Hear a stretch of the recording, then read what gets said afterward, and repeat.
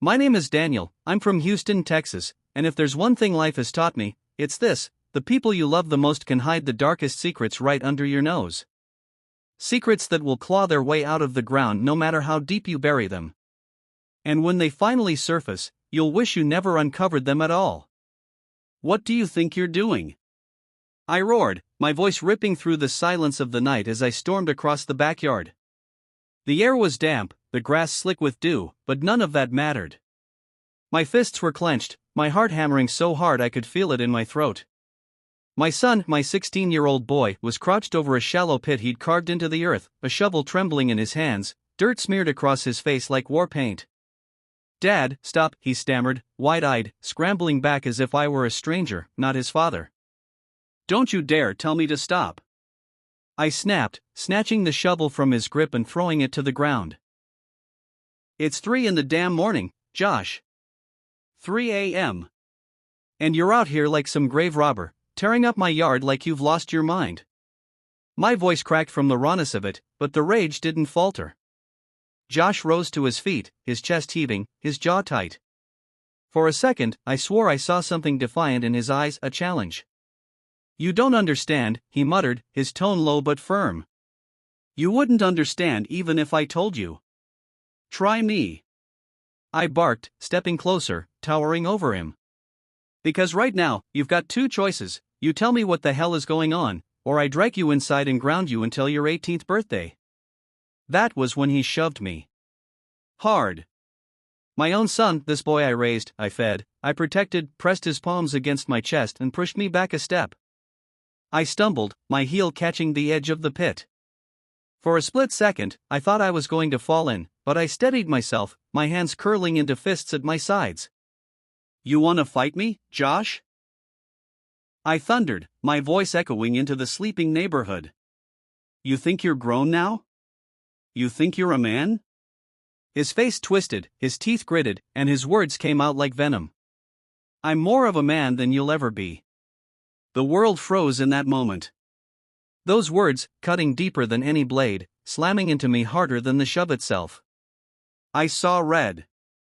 The anger burned through my veins, but underneath it, beneath the rage, was something worse: fear. Fear of why my son was saying these things. Fear of what he was hiding. I lunged forward, grabbing him by the collar, pulling him close enough that we were nose to nose. "Don't you ever forget who put food on your plate and a roof over your head," I hissed, my voice trembling with fury. "You want to test me, boy? You better be ready to finish what you start." Josh's breathing was ragged, his fists balled at his sides. For a second, I thought he was going to swing at me. I saw his knuckles whiten, saw the tension in his arm, and I braced myself. But then, just as fast, he broke. His body sagged, his head dropped, and his shoulders shook. "I had to," he whispered, his voice cracking. "I had no choice." The fight drained out of me like water from a punctured jug. My grip loosened, and I stepped back, staring at him, my chest heaving. "What do you mean you had no choice?" I asked, my tone quieter now but edged with suspicion. He pointed at the half-dug pit behind him, his hand trembling. "It's in there. I had to bury it. I couldn't let anyone see. If you found out, it'd ruin everything." My stomach dropped. My mind raced with possibilities, each darker than the last. Drugs. A weapon. Maybe something he stole. Maybe worse. "What the hell is buried in my backyard, Josh?" I demanded, my voice low, dangerous. He didn't answer. He just looked at me, tears spilling down his cheeks, his lips quivering like he wanted to speak but couldn't. That silence. It was more terrifying than any words he could have said. I turned toward the pit, my hands trembling as I reached for the shovel. I felt his eyes burning into my back as I began to dig. The dirt was loose, the soil damp, and each scoop brought me closer to something I wasn't sure I wanted to see. My breath came faster, my heart beat louder. Sweat trickled down my temple even though the night air was cool. Josh sobbed behind me, begging me to stop.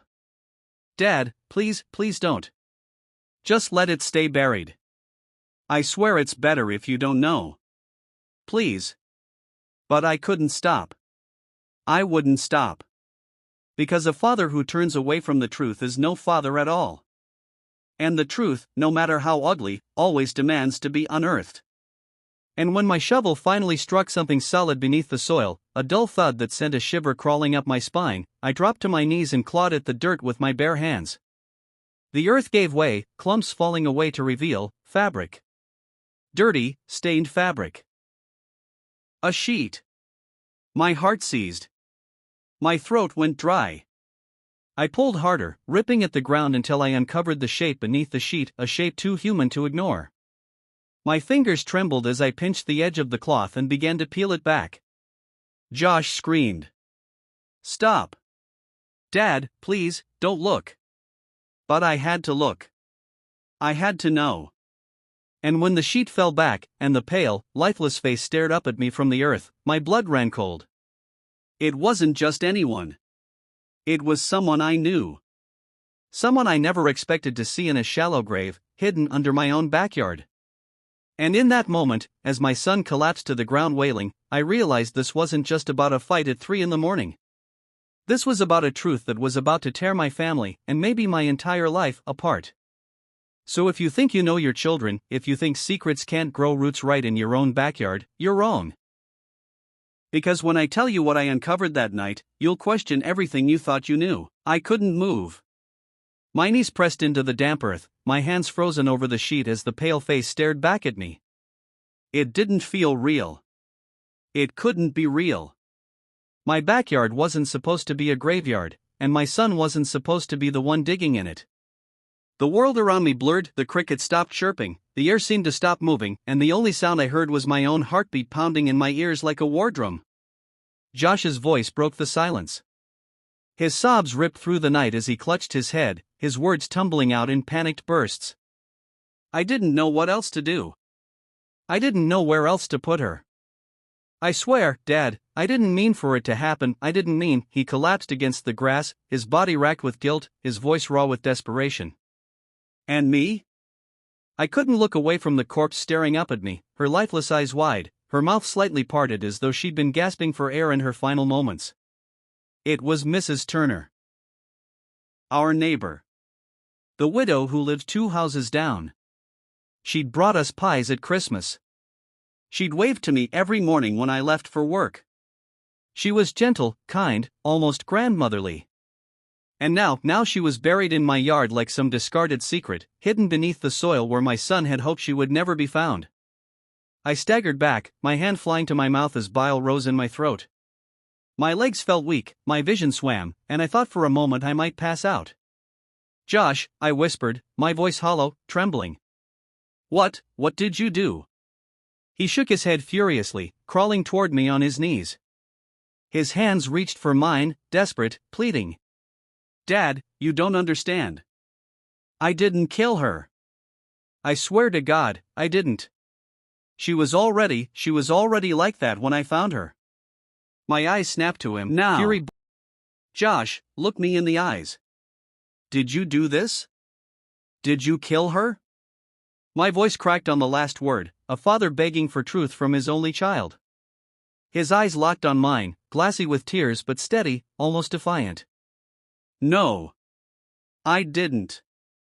I swear on Mom's grave I didn't do this. And that broke me. He hadn't spoken of his mother in years, not since the cancer took her when he was just 10 years old. For him to invoke her now meant something. But whether it meant truth or manipulation, I couldn't yet decide. I stood, pacing in the grass, running my hands through my hair as I tried to think. The weight of the moment pressed down on me, suffocating, as I realized the choices in front of me. Call the police, and my son would be taken away in handcuffs, guilty or not. Hide the body again, and I'd become an accomplice to whatever had happened. Neither option felt survivable, not for a father who had already buried a wife and couldn't imagine losing a son. Josh stood slowly, his shoulders slumped, his face streaked with tears. Dad, please. I need you to believe me. I didn't do this. But if the cops get involved, no one's gonna care. They'll pin it on me. You know they will. His voice cracked, and he choked back a sob. Please, help me. I turned back to him, staring at my boy, the boy I raised, the boy who once held my hand crossing the street, the boy who used to climb into my lap after nightmares. But now, standing before me, he wasn't that boy anymore. He was taller, older, hardened in ways I didn't understand. And for the first time in his life, I realized I couldn't tell if he was telling me the truth. The silence stretched between us, heavy and suffocating. Finally, I exhaled, my voice low, almost a growl. You're going to tell me everything. Right now. Start from the beginning. How did you find her? Why was she in the backyard? And don't you dare leave out a single detail. Josh nodded quickly, wiping at his eyes with the back of his sleeve. His hands trembled, his chest rising and falling fast, like a caged animal preparing to confess. It started yesterday, he whispered, his voice unsteady. I was walking home from practice, and I saw her by the woods. She looked lost, like she didn't know where she was going. I called out to her, but when I got closer, his voice cracked, his eyes clouded with horror. She was already on the ground. She wasn't breathing. My stomach twisted, but I forced myself to stay silent, to let him speak. I checked for a pulse, I swear I tried, Dad. But she was cold. Already gone. And I freaked out. I thought, if anyone saw me there, no one would believe I didn't do it. So I panicked. I dragged her, his voice faltered, and he covered his face with his hands. I dragged her home, and I thought if I just buried her, no one would ever know. It would go away. The image of my son hauling a lifeless body through the night, his teenage arms straining under the weight, seared itself into my brain. I could barely breathe. My chest felt like it was caving in. Do you hear yourself, Josh? I snapped, my anger flaring again. You think burying a body is going to make it go away? You've just made everything 10 times worse. I pointed at the grave, at Mrs. Turner's lifeless form. You turned our backyard into a crime scene.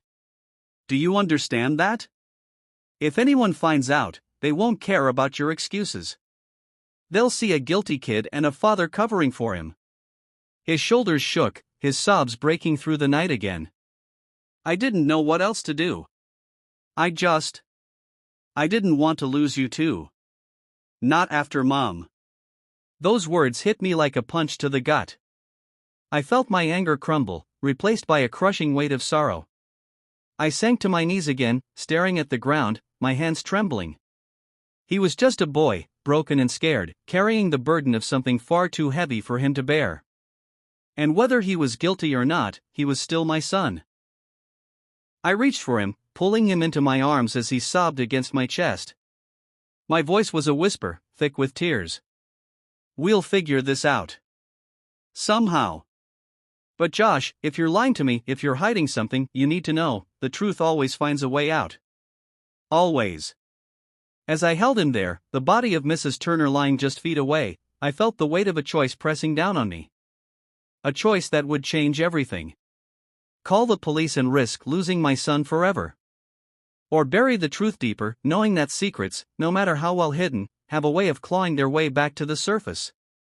And as the first light of dawn crept over the horizon, painting the sky with streaks of red, I realized something with bone-chilling certainty: this was only the beginning. The morning after was worse than the night itself. Dawn light spilled across the backyard, and for the first time I saw just how deep the mess was. My hands were raw from digging, my clothes stained with mud, and Josh looked like a ghost, his face pale, his eyes swollen from crying all night. We hadn't slept. We couldn't. Every time I closed my eyes, I saw Mrs. Turner's lifeless face staring up from the shallow grave. Every time I blinked, I wondered if I just destroyed my son's future by helping him cover it. We stood there, staring at the patch of dirt we tried to smooth over before sunrise. No matter how carefully we shoveled it back, the ground looked disturbed, like a scar that refused to heal. Anyone walking past could notice. Anyone could ask questions. And in our neighborhood, questions traveled faster than wildfire. Dad, Josh whispered, his voice hoarse. What if somebody saw us last night? His eyes darted nervously to the fence line, to the houses on either side. Curtains rustled. Dogs barked. A car engine coughed to life down the street. The world was waking up, and with every passing second, I felt the noose tighten around our throats. I forced myself to stay calm, even though my insides felt like they were twisting into knots.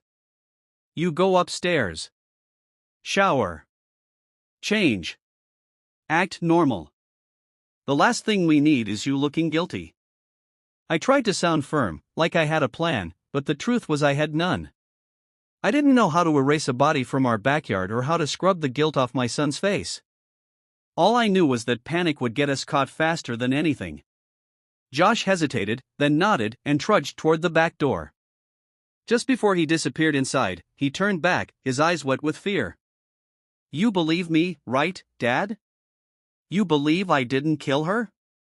The words lodged in my throat. I wanted to say yes. I wanted to give him the comfort he was begging for. But I couldn't force the lie past my lips. Not yet. Go inside, I said instead, my voice low, heavy. His face fell, but he didn't argue. He slipped into the house, leaving me alone with the weight of a secret I didn't know how to carry. I raked my fingers through my hair and stared at the dirt, my mind racing. I couldn't leave her there forever. Someone would find out, dogs digging, kids playing, a storm washing the soil away. But moving her risked being seen. Reporting her meant putting Josh's life in the hands of strangers who wouldn't care about his innocence. I was trapped between two hells, and whichever way I turned, flames licked at my heels. The sound of a voice snapped me back. Morning, Daniel. It was Tom Jenkins, our next-door neighbor, leaning over the fence with his usual cup of coffee.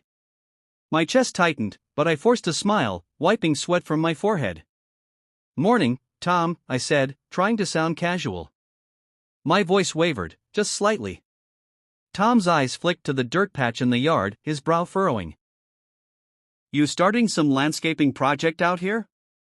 Looks like you were busy last night. My stomach flipped. He knew. He had to know. My palms itched with sweat as I forced out a chuckle. Yeah, weeds were getting out of control. Figured I'd get a head start before the heat kicks in. He nodded slowly, sipping his coffee, his eyes lingering a second too long. Then he shrugged. Well, good luck with that. My wife's been after me to redo our flower beds for months. Maybe you'll inspire me. He smiled faintly and retreated back into his yard, but suspicion prickled at my skin long after he was gone. I stood frozen, staring at the fence, wondering if he believed me or if he was already calling someone.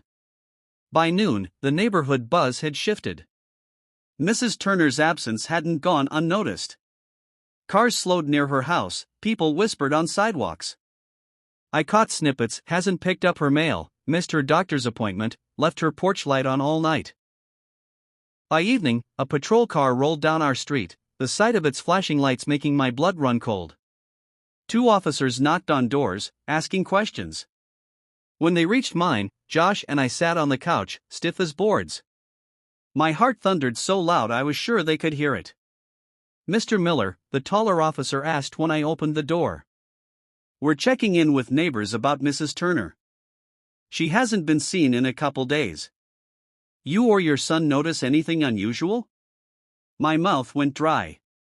I glanced at Josh, whose hands twisted in his lap, his eyes fixed on the floor. I swallowed hard and forced myself to answer. No, officer. Haven't seen her since. Friday, maybe? She seemed fine then. The officer studied me, his gaze sharp, as if he could peel back my words and see the lie beneath. His partner scribbled notes on a pad, his pen scratching like a knife on my nerves. Mind if we take a quick look around the yard? The officer asked casually. My stomach lurched. Is that really necessary? I asked, trying not to sound panicked. Standard procedure, he said. His eyes flicked past me, scanning the hallway, the living room, the nervous boy sitting rigid on the couch. We just want to cover all bases. I forced a laugh, my voice brittle. Yeah, sure, but I've been doing yard work, looks like a mess. Don't want you tripping over tools or anything. My hand gripped the doorframe so tight my knuckles whitened. "If I see her, I'll let you know." The officer studied me a moment longer, then nodded. "Appreciate it. Let us know if anything comes to mind." They handed me a card and moved on to the next house, their questions carried down the street.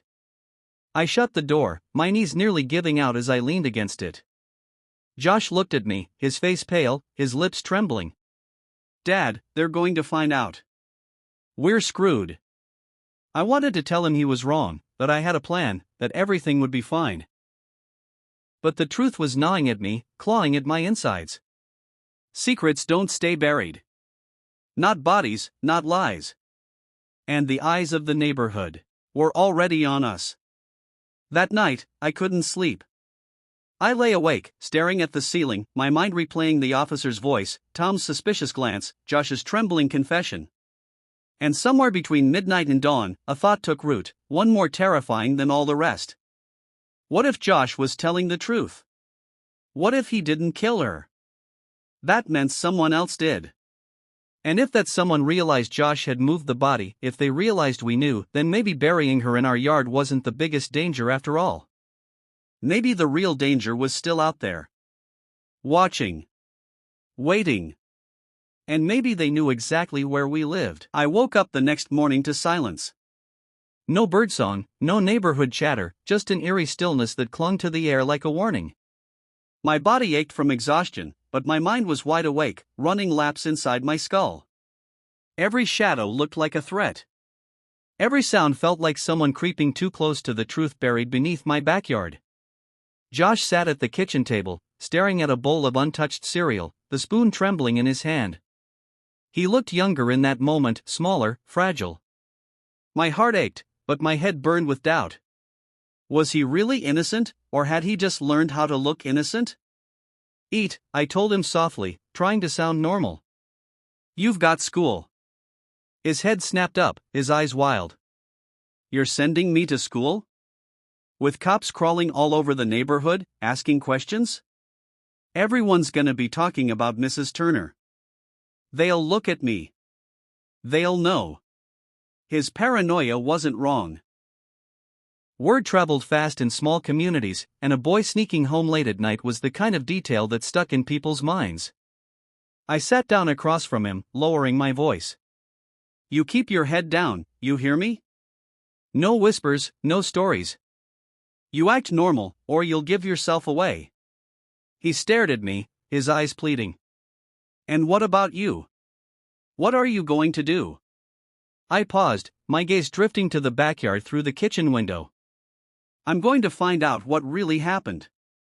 That was when I made the decision. If Josh was telling the truth, if he really did find Mrs. Turner already dead, then someone else was responsible. And if that someone was still out there, I wasn't about to sit around waiting for the police to pin it on my son. After Josh left for school, I walked the neighborhood like a man possessed. My eyes scanned every house, every driveway. Curtains twitched as I passed. Whispers trailed in my wake. People weren't just wondering about Mrs. Turner. They were watching me, too. I stopped at her house. The porch light was still on, though daylight now washed it out. Her mail had piled up, newspapers littering the steps. I crouched, pretending to tie my shoe, and let my eyes roam over the property. Nothing looked out of place, no forced entry, no shattered windows. But something gnawed at me. Why was she outside near the woods the night Josh found her? Mrs. Turner was careful, predictable. She went to bed at 9 sharp every evening. She wasn't the type to wander into the trees in the dark. So what pulled her there? I crossed the street, my feet carrying me toward the woods before I'd even decided. The trees loomed tall, their branches clawing at the sky. The ground was littered with damp leaves, and every crack beneath my boots sent my heart racing. I scanned the area, searching for I didn't know what. A sign. A clue. And then I found it. Near a fallen log, the earth looked disturbed. Not like an animal had dug it up, but deliberate, like someone had tried to cover something. My breath caught. I crouched, pushing the leaves aside. A glint of metal shone beneath the dirt. I brushed it off and pulled it free. A bracelet. Silver, delicate, the kind older women wore. My gut twisted. I'd seen Mrs. Turner wear this exact bracelet when she brought cookies to our house last month. But why was it here, half buried in the woods? If she'd fallen, it should have been on her wrist. Which meant someone had taken it off. My stomach knotted as a thought hit me. Was she lured here? Robbed? Attacked? The sound of a twig snapping made me freeze. My head jerked up. Someone was watching. I scanned the trees, my pulse pounding, but saw nothing. Still, I felt eyes burning into me, tracking my every move. Panic surged through me, and I shoved the bracelet into my pocket before hurrying back toward the street. When I stepped out of the woods, I nearly collided with Tom Jenkins, my neighbor. He stood with his arms crossed, his coffee mug in hand, his eyes narrowing as he studied me. "You're out early," he said, his tone casual but probing. "Just clearing my head," I muttered, forcing a smile. His gaze dropped to my hands, still streaked faintly with dirt. His lips pressed into a thin line. Funny place to do it, in the woods, where they say she was last seen. A chill crawled down my spine. "What are you getting at, Tom?" He shrugged, sipping his coffee. "Nothing. Just noticing things. You've been acting strange lately. Out late, working in the yard in the middle of the night." His eyes bored into mine, sharp and unrelenting. "I'm sure the cops will notice too." I clenched my jaw, fighting to keep calm. "Careful what you're implying." He smirked faintly. "I'm not implying anything. Just saying people are watching." He walked away, leaving me rooted to the spot, my fists trembling at my sides. People were watching. And if Tom was suspicious, it was only a matter of time before the police circled back. Back home, I pulled the bracelet from my pocket and laid it on the kitchen table. The silver caught the light, gleaming like a beacon of guilt. I didn't know what to do with it. Turning it over to the cops would raise questions I couldn't answer. Keeping it made me look guilty. Either way, it was a ticking time bomb. When Josh came home, he spotted it immediately. His eyes widened. "Where did you get that?" "In the woods," I said bluntly. "Near where you found her." He went pale, his throat bobbing as he swallowed. "That's hers." "I know it is. She wore it every day." "Then tell me the truth," I demanded, leaning forward. "You didn't just stumble across her, did you? You saw something. Maybe someone. Maybe." "No," he snapped, his voice sharp, panicked. "I told you what happened. That's all I know." His hands shook as he backed away, his eyes glistening. "You don't believe me. You never believe me." The words cut deep, but I couldn't ignore the doubt gnawing at me. I grabbed his arm, desperate. "Josh, listen to me. If you're keeping something from me, it's going to come out. If you saw someone out there, if you know who did this, you need to tell me. Right now." His chest rose and fell rapidly, his breath shaky. He opened his mouth, as if to speak, then clamped it shut, shaking his head violently. "I can't," he whispered. "If I do, we're both dead." The room went silent. My blood turned to ice. Dead. Not arrested. Not in trouble. Dead. I stared at him, my mind spinning. He wasn't just hiding guilt. He was hiding fear. Fear of someone else. "Josh," I whispered, my voice trembling. "Who's threatening you?" His eyes darted to the window, to the yard, as if someone was listening even now. Then he shook his head again, tears streaming down his cheeks. "I can't say. If I do, they'll come for us." And that was when I realized the terrifying truth. My son hadn't buried Mrs. Turner to hide his crime. He buried her because he was hiding from whoever had really killed her. And that person wasn't gone. They were still here. Watching. The silence in our house became unbearable. Every creak of the floorboards made me flinch. Every flicker of headlights across the window made me think the police, or worse, had finally come for us. But it wasn't just fear of being caught anymore. It was something deeper. Someone else was out there, and they knew we had seen what we weren't supposed to. Josh barely spoke. He carried his fear like a shadow, glued to him wherever he went. At night, I caught him double-checking the locks, staring out the windows like he expected someone to be standing there. And when he slept, he woke screaming, drenched in sweat, muttering fragments of nightmares I couldn't piece together. One evening, as I sat at the kitchen table turning Mrs. Turner's bracelet over in my hands, I heard a noise outside. Not the usual shuffle of leaves or the hum of passing cars, something heavier. Slow, deliberate footsteps moving across the backyard. My chest tightened. I grabbed the baseball bat from the corner and crept to the back door. The yard was empty. Or so it seemed. The dirt patch where we'd buried her looked darker under the moonlight, as if it were bleeding through the soil. Then, just as I started to step outside, I saw it, someone standing by the fence. A shadow, tall and still, watching. "Hey!" I shouted, my voice breaking the night. I stormed forward, gripping the bat like a weapon. But the figure didn't move. For one chilling second, I thought I was staring at a ghost. Then, as I drew closer, the shape shifted, stepped back, and vanished into the trees. I chased, my lungs burning, my feet pounding the ground. Branches snapped around me, but the shadow was too fast, slipping deeper into the woods until I lost sight of it completely. I stopped, panting, the night pressing in on me like a cage. When I got back, Josh was at the window, pale, trembling. "Was it them?" he whispered, his voice barely audible. I wanted to tell him no, that it was just my imagination, but I couldn't. Because in my gut, I knew the truth. Someone was watching us. The next day, the police were back, canvassing the street again. This time, they weren't just asking questions, they were searching yards. My stomach dropped when I saw the officers just 2 doors down, combing through flower beds and sheds. They'd be at ours soon. I pulled Josh aside. "We need to move her. Tonight." His eyes widened in horror. "Move her? Dad, that's insane. What if we get caught? What if someone sees us?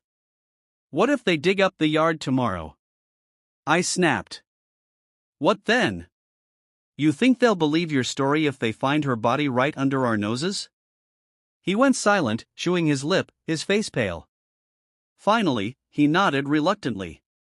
"Where will we take her?" I didn't have an answer. I just knew leaving her there was no longer an option. That night, long after the neighborhood had gone dark, we dug again. The shovel scraped against the earth, every sound amplified by the silence. My muscles screamed, my breath came ragged, but I didn't stop.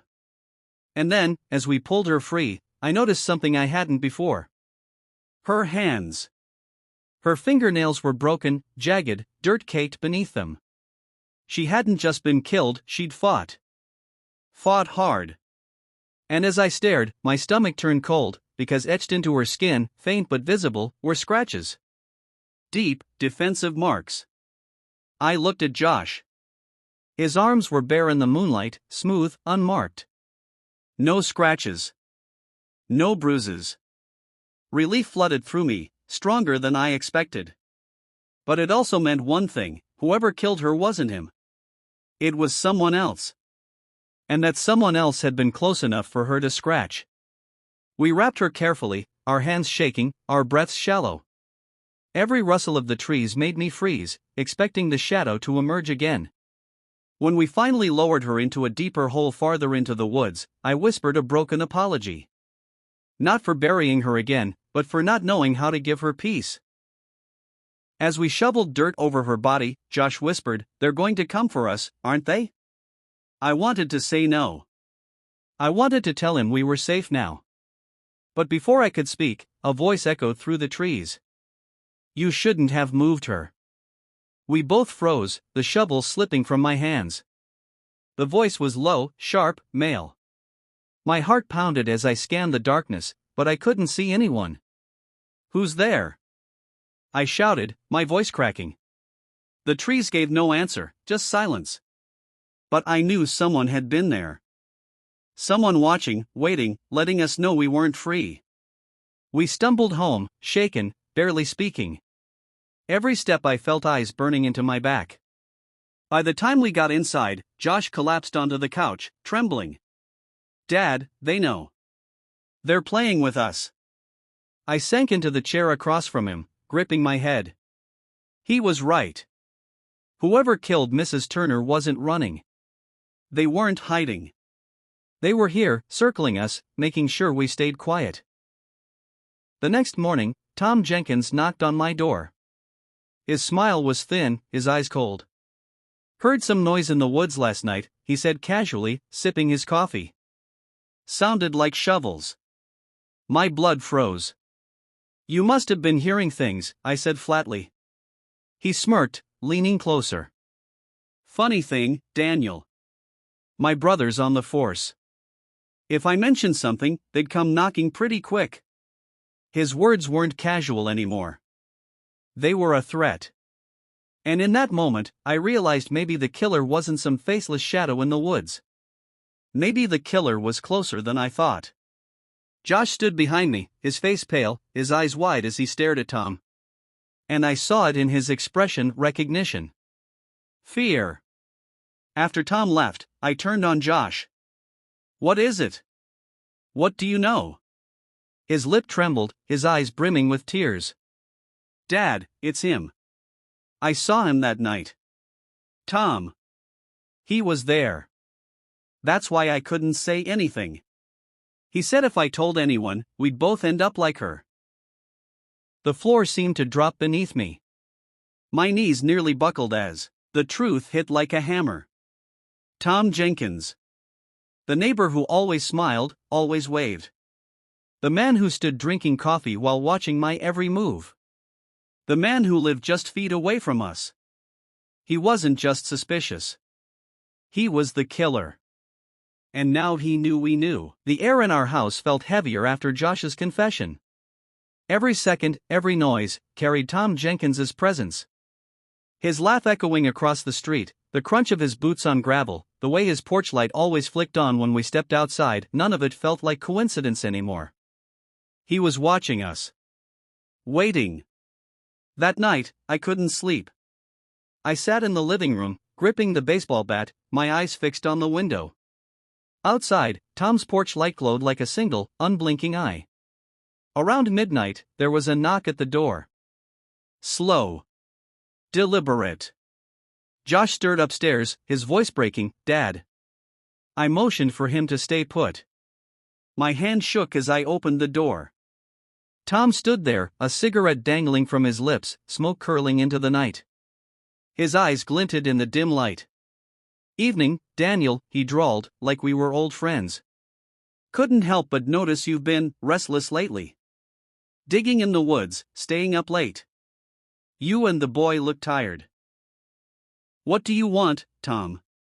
I asked, my voice low. He smirked, flicking his cigarette into the yard. What I want is simple. Silence. You saw something you weren't supposed to. Now you're in it. Which means you work for me now. The words hit harder than any punch. Work for you? He leaned closer, his breath sour with smoke. The cops? They're clueless. But if they dig deep enough, they'll find her. And when they do, who do you think they'll pin it on? The widowed drunk with a history of bar fights? Or the nice, respectable neighbor who's always been helpful with the searches? My fists clenched around the bat. He knew everything, my record, my weaknesses. He was setting me up. I didn't kill her, I hissed. Tom's grin widened. Doesn't matter. Perception's everything. But, you keep your mouth shut, maybe even do me a favor now and then, and I make sure nobody ever hears about what your boy saw. He tapped his temple and stepped back. Think about it, Daniel. You've got till tomorrow. Then he walked away, whistling like it was just another night. I shut the door, shaking.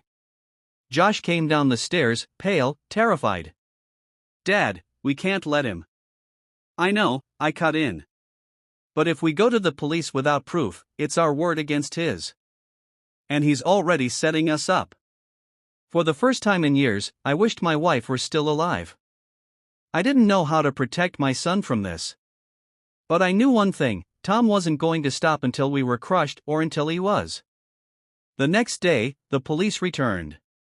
This time, they brought dogs. Josh and I watched from the window as the officers worked their way down the street, canines sniffing through backyards. My pulse raced as they drew closer. Then Tom strolled over to the officers, chatting casually, pointing toward our yard. My blood ran cold. He was directing them. "They're coming here," Josh whispered, clutching my arm. But then, miracle or fate, the dogs suddenly went wild at Tom's fence. Barking, pulling, clawing at the dirt by his shed. The officers' attention shifted. They opened the shed. And there, wrapped in tarp, stained with dried blood, was evidence. A bloody jacket. A hammer. Tom's hammer. The officers immediately surrounded him. But Tom didn't flinch. Instead, he looked straight at me across the street, his eyes burning with hate. "This isn't over," he mouthed. Even as they cuffed him, his smile never faded. I thought it was over. I thought justice had finally come. But that night, lying awake, I heard it again, the same deliberate footsteps outside my window. I grabbed the bat and rushed out. The yard was empty. The woods silent. But on the fence, carved deep into the wood with something sharp, were words that made my blood turn to ice. "You buried the wrong one." My knees nearly gave out. Wrong one? I ran to the woods, to where Josh and I had reburied Mrs. Turner. The dirt looked untouched. But as I dropped to my knees and clawed at the soil, I realized with horror the body was gone. Every shovel of dirt confirmed the nightmare. The grave was empty. Behind me, a twig snapped.